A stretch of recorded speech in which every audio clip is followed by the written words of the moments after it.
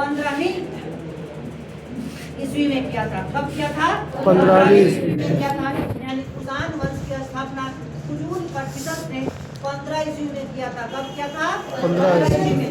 कुषाण वंश के जो संस्थापक है यानी जो कुषाण है वो यूजी कबीला के हैं। कौन से कबीला के हैं? यूजी कबीला के हैं।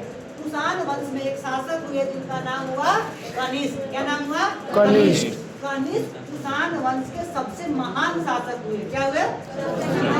78 ईस्वी में। कब? 78 ईस्वी में कुषाण वंश के सम्राट यानी राजा बना। क्या बना? राजा बना। जब कनिष्क कुषाण वंश का सम्राट यानी राजा बना तो उसने एक कैलेंडर जारी किया। उस कैलेंडर का नाम रखा गया शाक संवत। क्या नाम रखा गया? शाक संवत। कनिष्क जब राजा बने तो राजा बनने के बाद उन्होंने रेशम मार्ग पर अधिकार किया। कौन से मार्ग पे?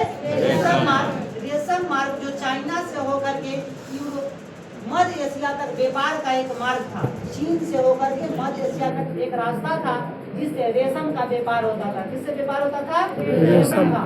कनिष्क ने उस रास्ते को ब्लॉक कर दिया और फिर उसे अपने कब्जे में ले लिया। यानी कौन से ऐसे शासक हुए जिन्होंने रेशम मार्ग पर अधिकार किया? कनिष्क ने रेशम मार्ग पर अधिकार किया। इसके साथ साथ कनिष्क जो थे वो बौद्ध धर्म को मानते थे। कौन से धर्म को मानते थे? बौद्ध धर्म को मानते थे। कनिष्क जब राजा थे तो कनिष्क के शासन काल में ही भारत में आलू यानी अरुए की खेती प्रारंभ हुई। तो कनिष्क जब राजा थे तो कनिष्क के शासन काल में ही भारत में अरुए की खेती की प्रारंभ हुई। इसके साथ साथ एक फसल है जिसका नाम है नाशपाती। नाम सुने हैं? तो नाशपाती फसल का जो खेती है यानी नाशपाती फसल का जो उत्पादन है वो भारत में कनिष्क के शासन काल में हुआ है। अब हम बात करते हैं कनिष्क की। तो कनिष्क बौद्ध धर्म को मानता था। किसको मानता था? बौद्ध धर्म को मानता था। और कनिष्क बौद्ध धर्म को मानता था। कनिष्क के दरबार में एक बौद्ध विद्वान रहते थे जिनका नाम था अश्वघोष। क्या नाम था? अश्वघोष। क्या नाम है?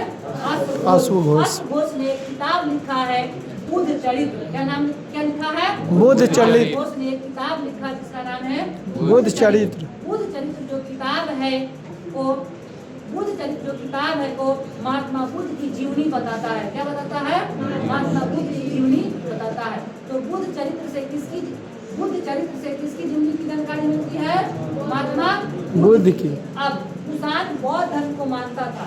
इसके साथ साथ एक समय कुषाण ने यानी कुषाण वंश के शासक कनिष्क ने पाटलिपुत्रा पर आक्रमण किया। कहाँ आक्रमण किया? पाटलिपुत्रा से एक विद्वान वसुमित्र को पकड़ करके कहाँ ले गया? अपने दरबार में ले गया। कनिष्क ने प्रथम